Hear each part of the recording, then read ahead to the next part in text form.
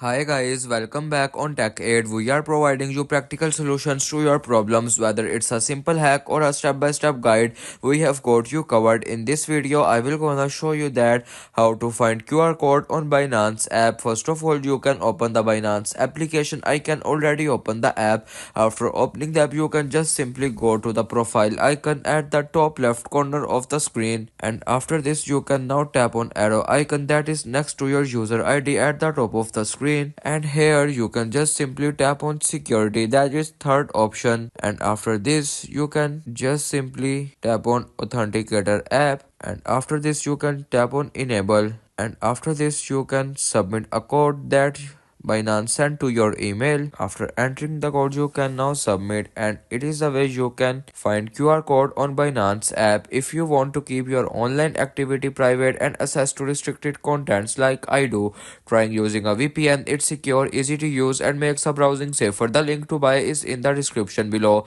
If this tutorial helped, don't forget to like the video and subscribe for more practical solutions.